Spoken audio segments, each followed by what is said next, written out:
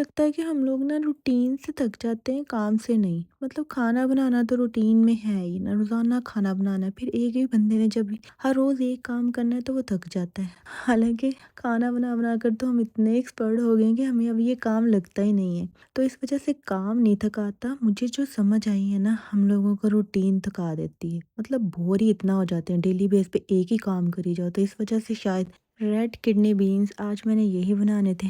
तो मैं 2 टिन लेकर आई थी। मैंने सोचा क्यों ना हम अपने लिए कुछ आसानी ही पैदा कर लें।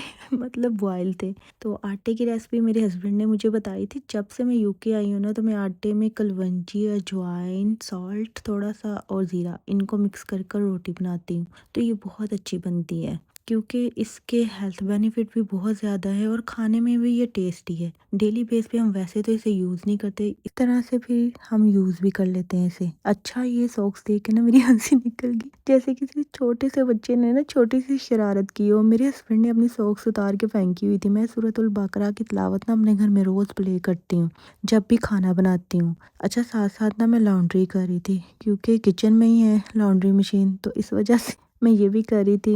हम कोई भी काम कर रहे होते हैं ना किचन में, साथ-साथ और बहुत सारे काम करते हैं।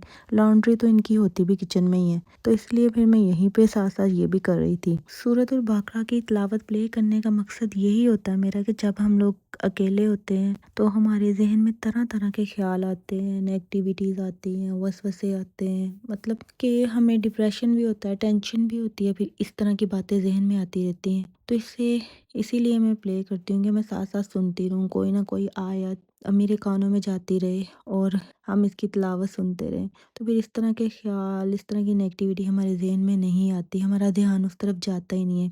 मुझे तो ये है कि घर में प्ले करनी चाहिए, ताकि बच्चे भी सुनें, बड़े भी सुनें, सब सुनें। लॉन्ड्री भी कंप्लीट होगी तो मैं लॉन्ड्री ऊपर लेकर आई। मैंने कहा चले इसे भी हैंग करें, ताकि ये ना 2-3 दिन में ड्राई होने में ले जाएगी।